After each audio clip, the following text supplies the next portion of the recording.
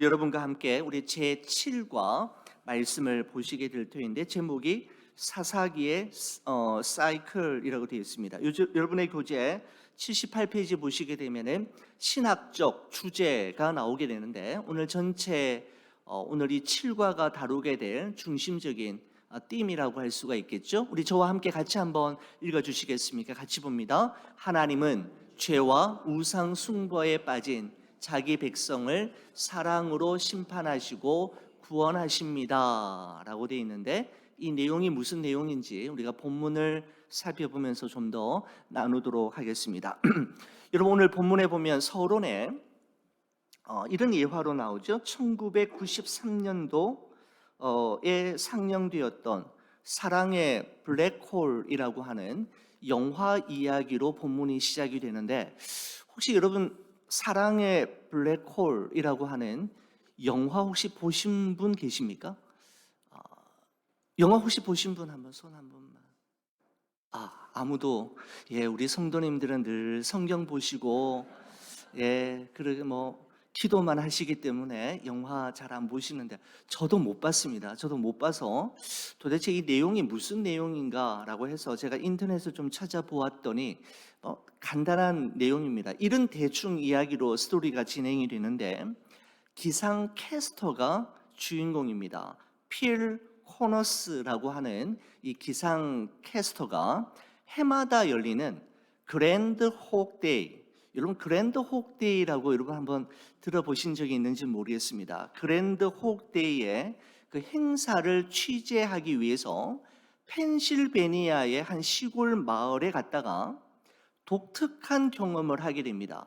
다른 사람에게서는 일어나지 않는 자기 자신에게만 일어나는 놀라운 경험을 하게 되는데 그것은 다음 날도 그 다음 날도 어제와 똑같은 일이 자신의 삶 속에 반복되고 되풀이되는 참 이상한 일들을 경험하게 되지요. 여러분 원래 이 혹데이, 그라운드 혹데이라고 하는 것은 여러분 여기 동물이 하나 보입니까? 여러분 두더지처럼 생긴 이게 마르못이라고 하는 두더지처럼 생긴 이 동물인데 이 동물이 겨울잠을 잔 후에 2월 2일이 되면 그 동면에서 깨어나서 일어나게 되는데 그때부터 시작이 되어서 이제 봄이 시작된다라고 미국 사람들은 믿는다고 합니다. 여러분의 캘린더 달력에 보면 2월 2일 February 2nd 그 데이에 보면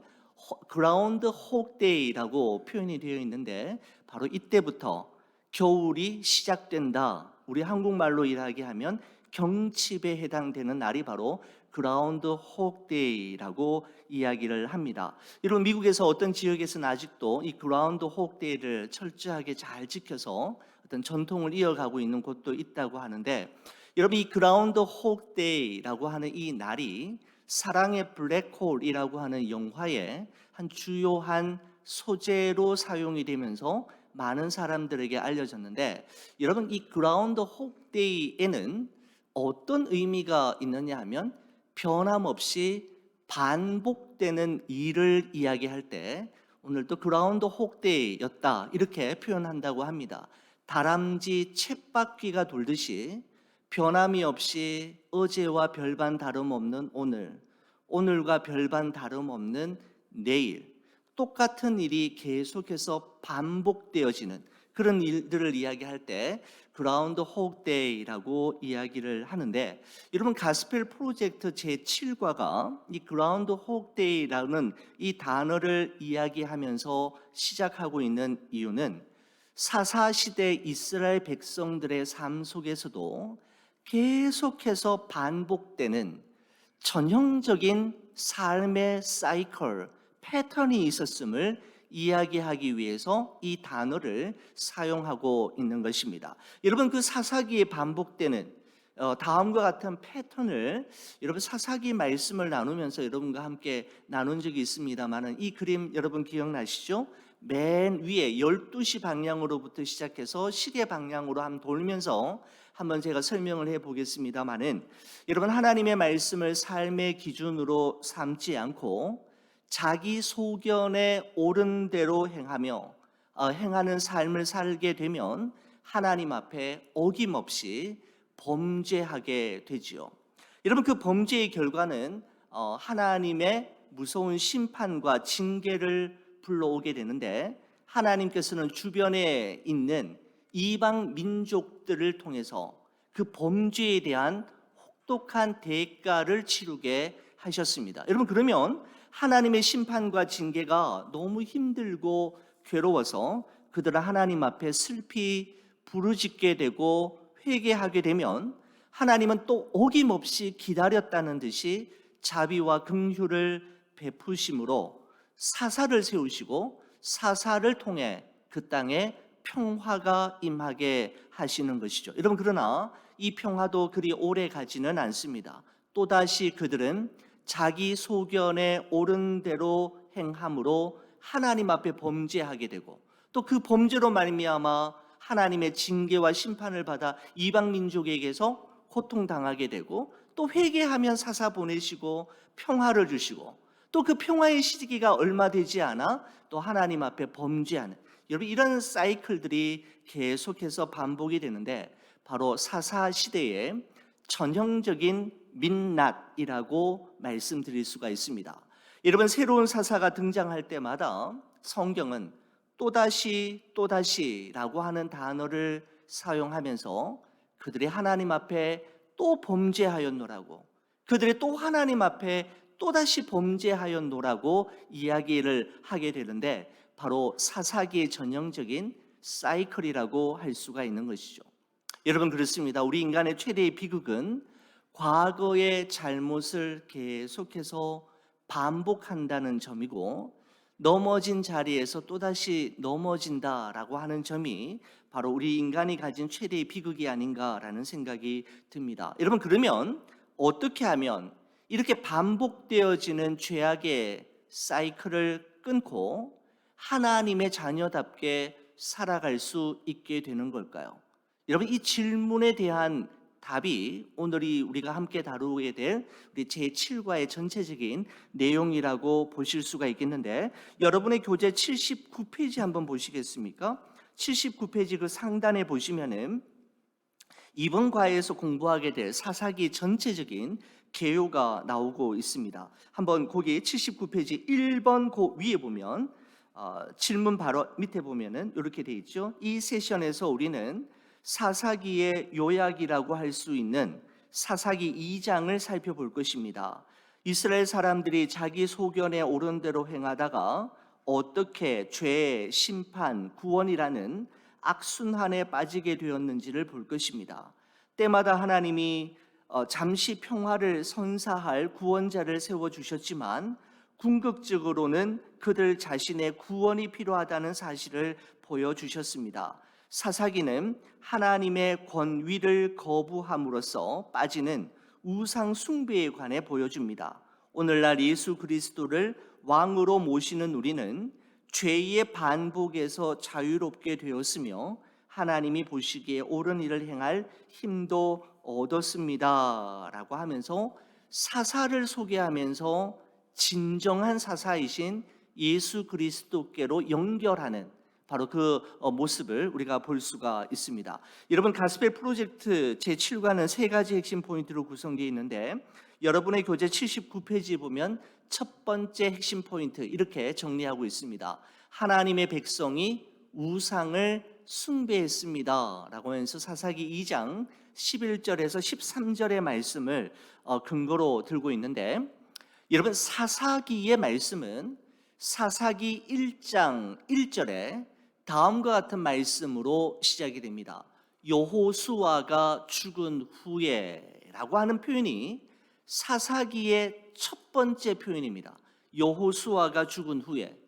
여러분, 이 짧은 표현에는 정말 중요하고 또 많은 의미가 담겨져 있습니다. 바로 출애굽의 위대한 영웅이었던 모세가 죽었음을 이야기할 뿐만 아니라, 모세를 이어서 이스라엘 백성들을 이끌고 가나안 땅에 입성했던 차세대 리더인 여호수아가 또한 세상을 떠난 이후에 있었던 이야기임을 말씀하는 것인데, 여러분 이 말씀은 다른 말로 하면은 모세와 함께 출애굽해서 40년 광야 생활을 했던 출애굽 1세대가 죽었다라고 하는 이야기도 포함되어 있고, 그 이후에 요수아와 함께 젖과 꿀이 흐르는 가나안 땅에 들어와서 가나안 정복 전쟁을 치루었던 출애굽 1.5세대와 출애굽 2세대 역시 죽었다라고 하는 의미가 이 표현 속에 다 포함이 되어 있는 것입니다. 여러분, 그래도 출애굽 1세대, 1.5세대, 2세대는 어떤 사람들이었습니까? 출애굽을 경험하였고 광야 40년을 경험하였을 뿐만 아니라 가나안 정복 전쟁을 그대로 다 자신의 눈으로 몸으로 체험했던 이들이 바로 그들이었지 않습니까? 하나님이 어떤 분이신지, 우리가 전쟁에서 어떻게 하면 승리하고 전쟁에서 어떻게 하면 패배할 수밖에 없는지를 그들의 눈으로 다 목도했던, 온몸으로 경험했던 사람들이 출애굽 1세대, 1.5세대, 2.5세대였습니다. 여러분, 그런데 여호수아가 죽은 이후에 이 가나안 땅에서 살아가게 되는 이스라엘 3세대 사람들은 어떤 사람이었습니까? 출애굽을 보지도 못했고 또한 광야 40년의 생활을 경험해 보지도 못했으며 가나안 정복 전쟁에 대해서는 전혀 알지도 못할 뿐만 아니라 무엇보다도 하나님께서 그들에게 행하신 일이 무엇인지를 전수받지 못했던 이들이 바로 여호수아가 죽은 이후에 생존했던 사사시대 출애굽 3세대의 사람들이 바로 이런 세대입니다. 여러분, 그래서 오늘 본문 말씀인 이 사사기 2장 11절 앞에 10절의 말씀에 보면 이런 말씀이 있습니다. 그 세대의 사람도 다 그 조상에게로 돌아갔고, 여러분 그 세대의 사람도 다 그 조상에게로 돌아갔다라고 할 때 그 세대 사람들이란 여호수아 시대의 사람들을 이야기합니다. 그 후에 일어난 다른 세대, 즉 여호수아가 죽은 후 이스라엘 3세대 사람들을 이야기하는데, 그들은 어떤 사람이었는가 하면, 그죠? 그 후에 일어난 여호수아가 죽은 이후에 일어난 다른 세대의 사람은 여호와를 알지 못하며 여호와께서 이스라엘을 위하여 행하신 일도 알지 못하던 자들이 바로 이런 자들이었다라고 말씀하고 있습니다. 자, 여러분의 교재를 우리가 좀 읽어보도록 하겠습니다.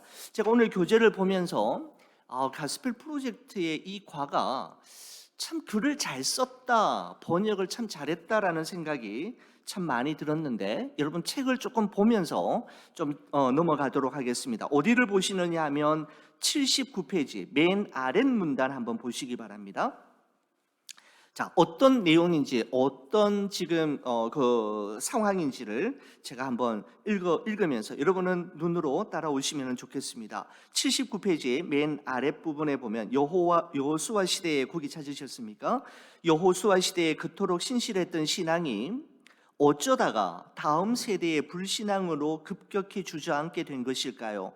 젊은 세대는 여호와를 알지 못하거나 주님이 그들을 위해 행하셨던 일을 알지 못했습니다. 그들은 하나님도 그들의 조상이 경험했던 하나님의 영광스러운 구원도 기억하지 못했습니다. 기억 상실이 배교를 낳은 것입니다. 이 이야기는 우리에게 하나님께 대한 신실함은 유전자를 통해 대대로 전해지는 것이 아님을 경고해 줍니다. 무슨 말입니까? 유전자를 통해 대대로 전해지는 것이 아니다라는 말은 그냥 자연스럽게 믿는 부모님 밑에서 믿는 자녀들이 되어지는 게 저절로 되는 게 아니라는 그런 의미 아니겠습니까? 부모의 구원을 자식이 물려받을 수 없고 내 구원을 내 자녀에게 물려줄 수 없습니다. 그렇기 때문에 우리는 하나님을 아는 지식을 다른 세대에 전하는 데 게을리해서는 안 됩니다. 자녀와 손주에게 하나님이 어떤 분이신지, 그가 우리를 위해 어떤 일을 하셨는지 가르쳐 주어야 합니다. 이것이 바로 부모 세대가 반드시 감당해야 할 중요한 사명임을 말씀하죠. 여러분, 그러면서 신명기 6장 4절에서 9절의 말씀이 생각이 났습니다. 우리 이 말씀은 저와 함께 같이 한번 읽어주시겠습니까? 이스라엘의 쉐마라고 부르는데 아주 중요한 구약 전체의 내용을 고스란히 다 담고 있는 구절이라고 할 수 있는데, 쉐마라고 부르는데, 여러분 4절에서 9절까지인데 저와 함께 한 절씩 그렇게 보도록 하겠습니다. 제가 먼저 보겠습니다. 이스라엘아 들으라, 우리 하나님 여호와는 오직 유일한 여호와이시니 너는 마음을 다하고 뜻을 다하고 힘을 다하여 내 하나님 여호와를 사랑하라.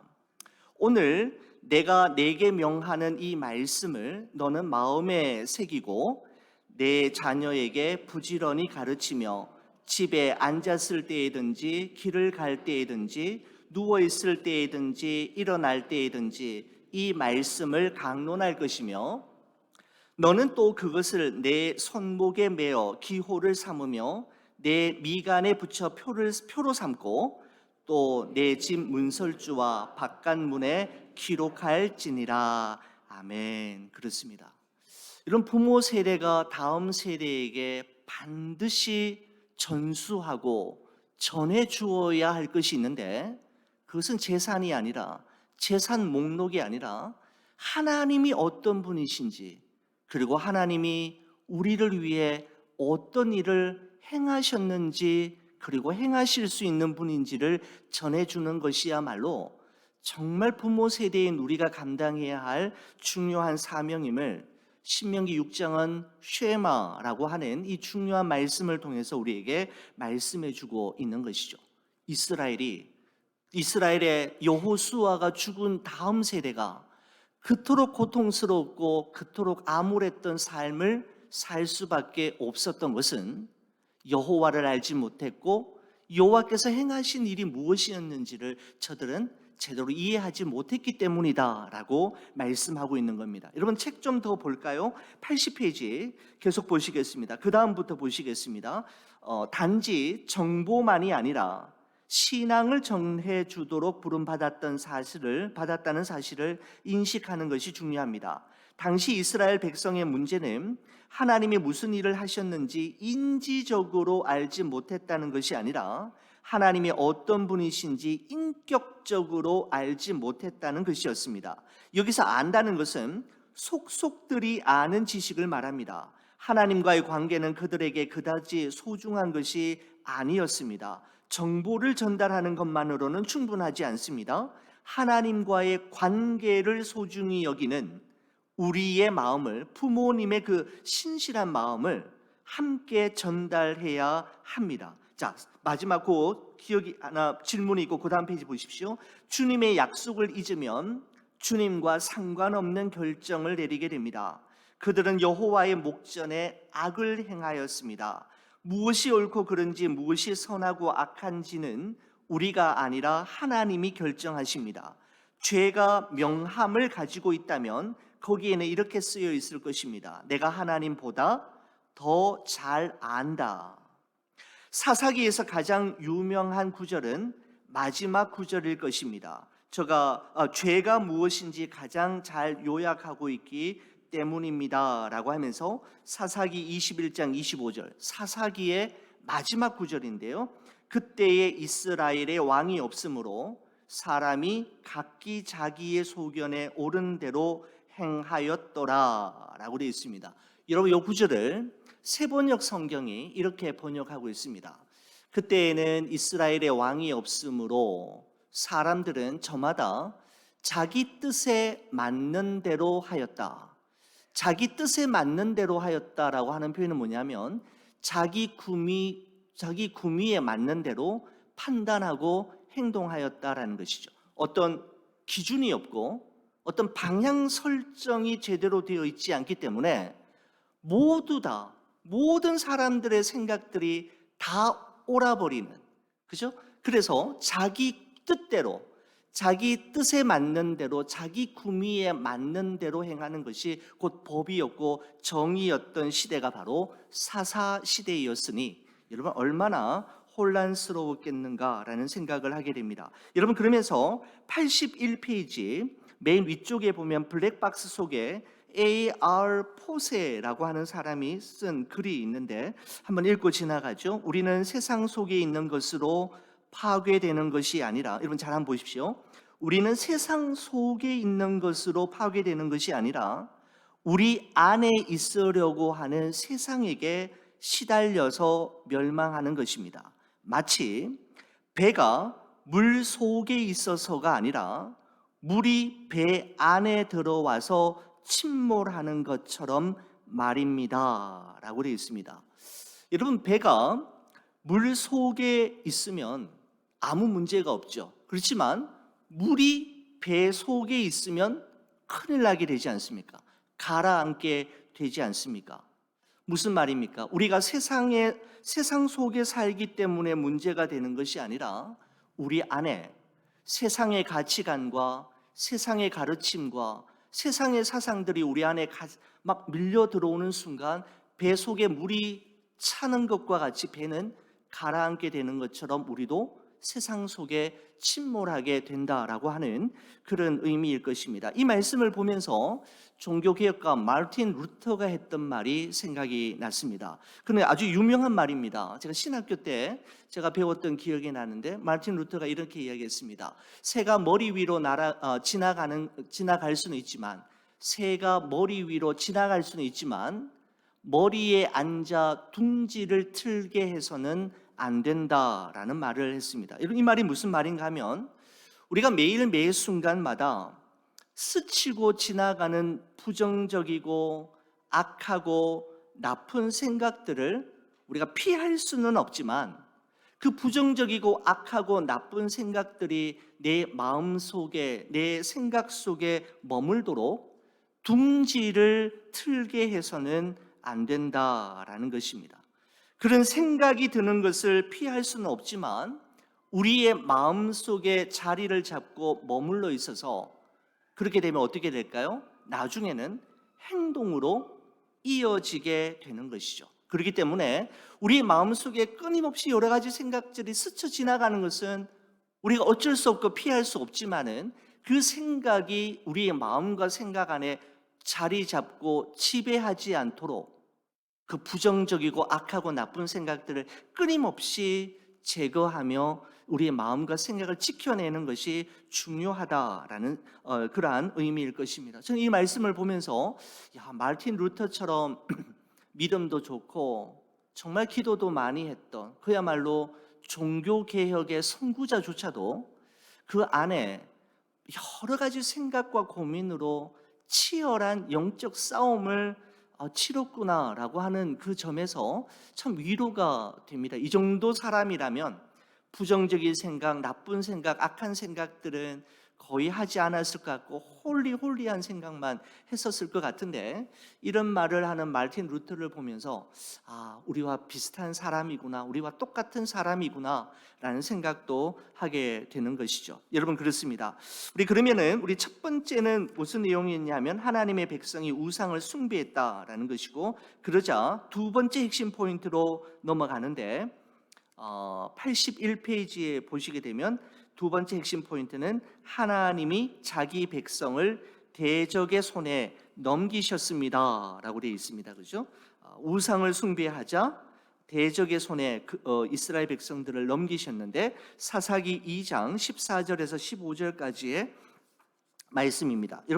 여러분의 교재 82페이지 한번 보시겠습니까? 82페이지를 보시면은 옆에 블랙박스 옆에 우상 숭배에 대한 여러분 그 부분 제가 한번 읽어볼게요. 우상 숭배에 대한 하나님의 진노에 놀라지 마십시오. 자기 백성을 향한 주님의 독점적인 사랑에서 나온 자연스러운 반응이기 때문입니다.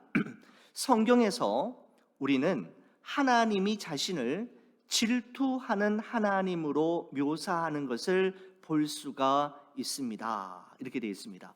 우상 숭배에 대해서 하나님이 진노하는 것을 놀라지 마십시오라고 하면서 성경은 하나님은 어떤 분이신가? 질투하는 하나님이시다라고 이야기하고 있는데, 여러분, 질투하는 하나님이 원색적인 표현이 성경에 어디에 기록이 되어 있느냐 하면 출애굽기 20장입니다.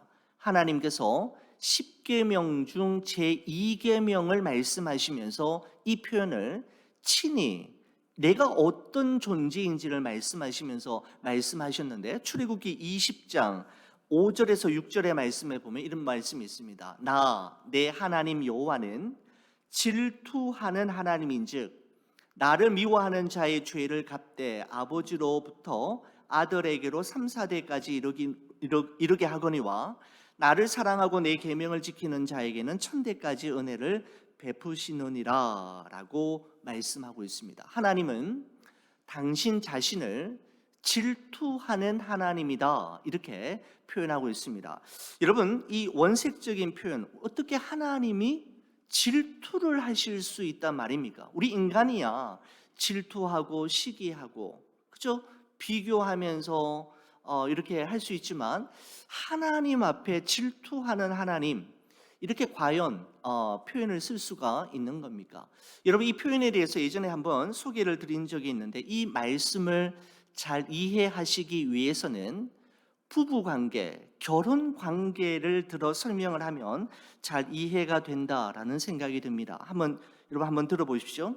어느 날 남편이 사랑하는 아내에게 이렇게 이야기를 하는 겁니다.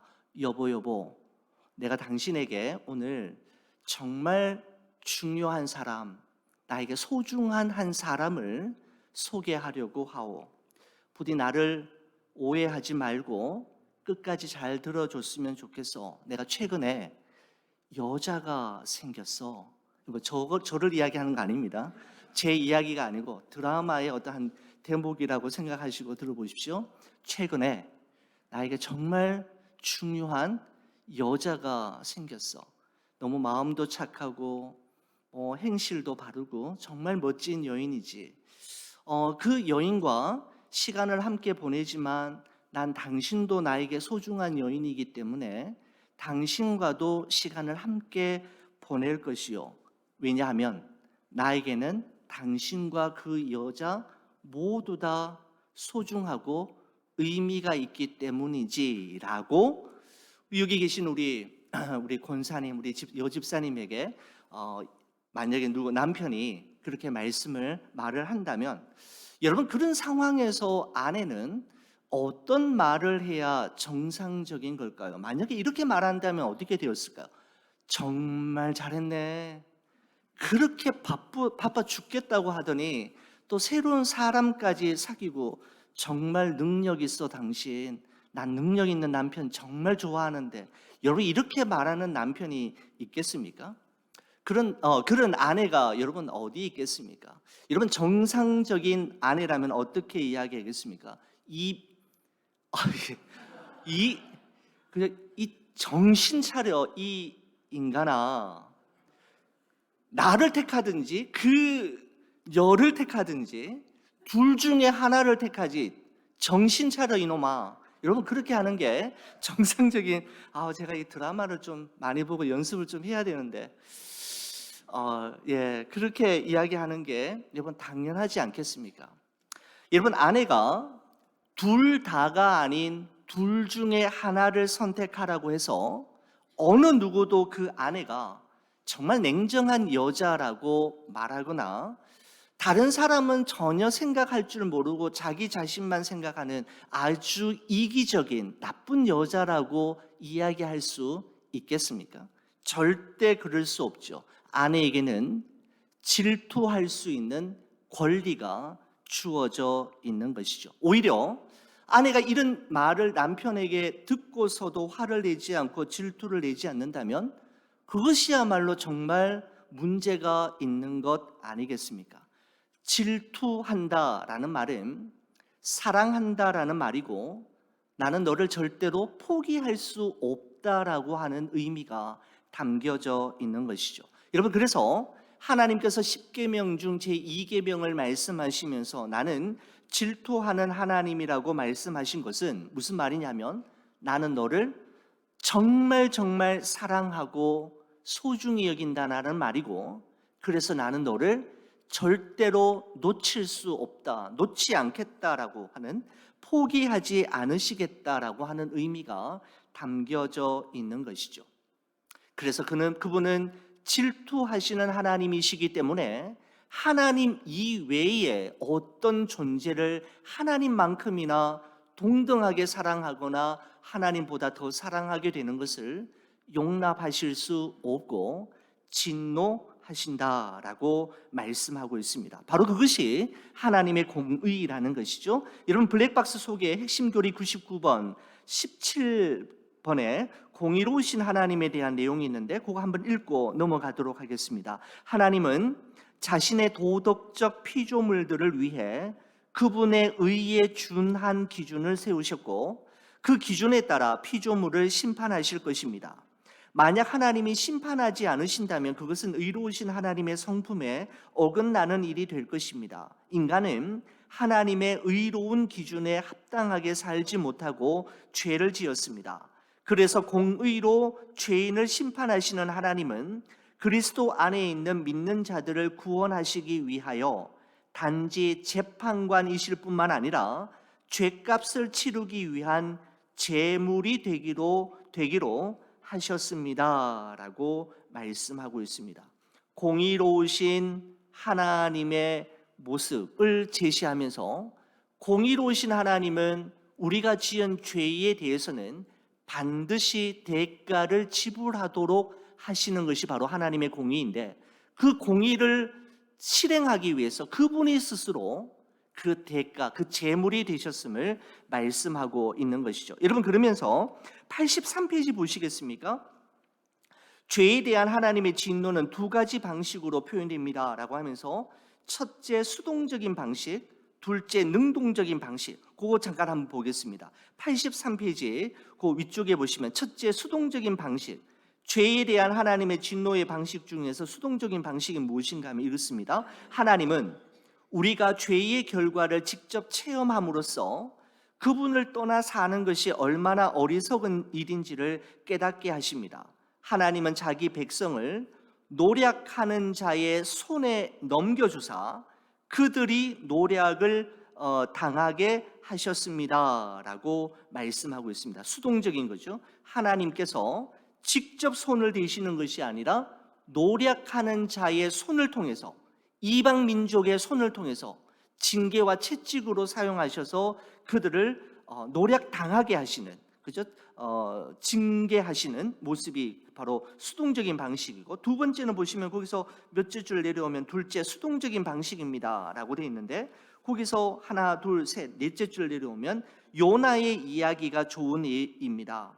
요나가 하나님께 반항하여 멀리 도망치자 하나님은 그를 돌아오게 하기 위해 태풍, 해와 열풍, 큰 물고기, 아주까리, 벌레 등을 보내셨습니다 라고 말씀하고 있습니다. 하나님은 여러 가지 방법과 방편을 통해 그로 하여금 자신의 잘못과 실수를 깨닫게 하시고 하나님께 돌아올 수 있는 사인들을 보내시는 거죠.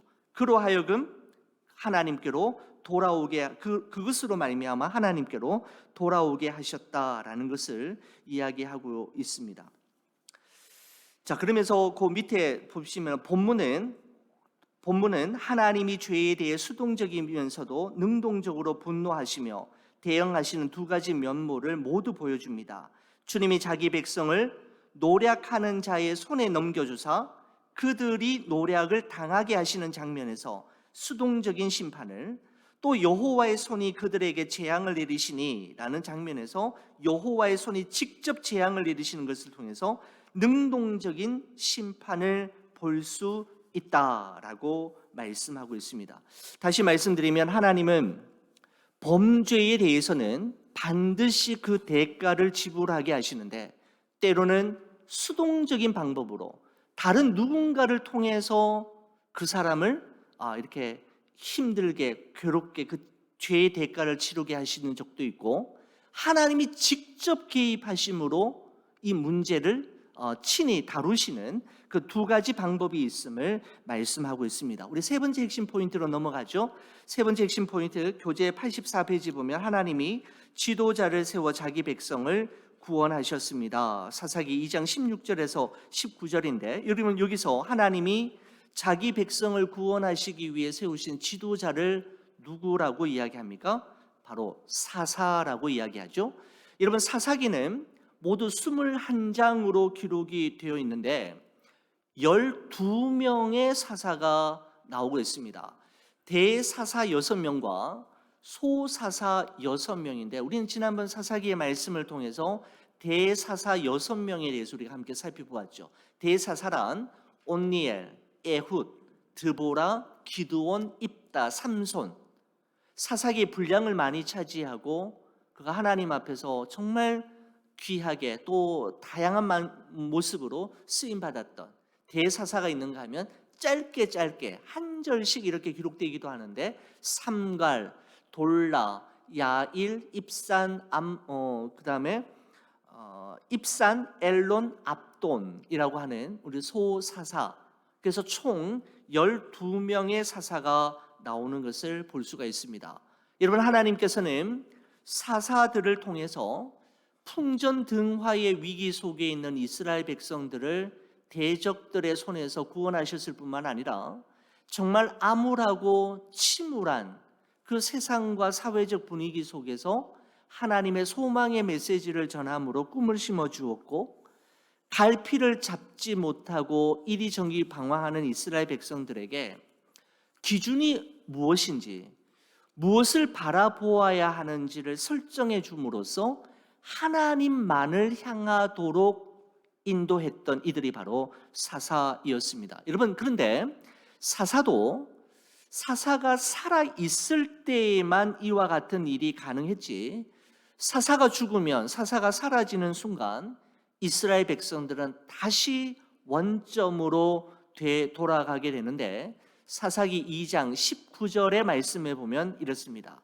그 사사가 죽은 후에는 그들이 돌이켜 그들의 조상들보다 더욱 타락하여 다른 신들을 따라 섬기며 그들에게 절하고 그들의 행위와 패역한 길을 그치지 아니하였으므로 라고 말씀하고 있습니다. 사사가 정말 중요한 역할을 하나님 앞에서 감당해내었지만 사사를 통해 임하는 구원과 평화가 영원하지 않았다라는 것이죠. 여러분, 이것은 우리에게 무엇을 이야기하는가 하면, 우리에게는 진정한 사사, 참된 사사가 필요하고 하나님께서 그 사사를 장차 보내주실 것에 대한 예표가 바로 사사기에 나온 사사이었음을 알 수가 있는 것이죠.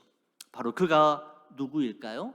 진정한 사사, 참 사사는 바로 예수 그리스도를 이야기하는데, 바로 사사들은 신약에 나타날 예수 그리스도를 예표한다라고 말씀드릴 수가 있겠습니다. 여러분의 교재 85페이지 이런 맨 아래쪽에 보시면은 질문 위에 이런 표현이 있습니다. 이스라엘 백성에게는 위기를 잠시 모면하게 해주는 해방자가 아니라 그들의 마음을 송두리째 바꾸어 줄 구원자가 필요했습니다.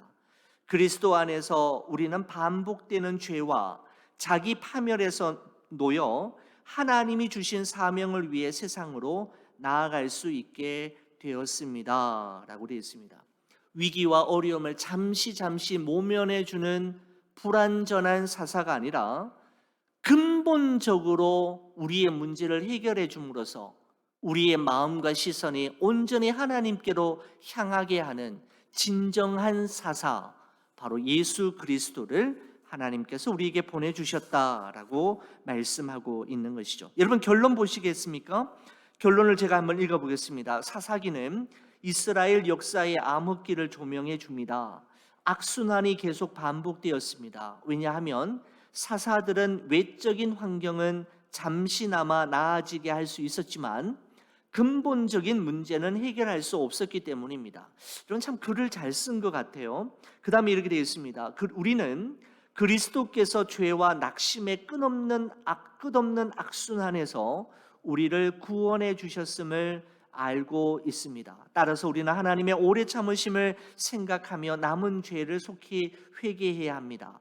자비로우신 하나님은 우리를 연단해 주님께 돌아오게 하실 때조차 우리를 향한 사랑을 보여주십니다. 하나님은 신실한 사사이자 감사하게도 영원한 구원자이십니다 라고 표현하고 있습니다. 자, 거기 보시면 옆에 블랙박스 속에 회개가 무엇인가 이렇게 이야기합니다. 우상이 가득한 세상에서 충성의 대상을 오직 한 분뿐인 진정한 왕으로 바꾸는 것이 바로 회개이다라고 데니얼 몽고메리와 마이클 코스퍼가 이야기를 했습니다.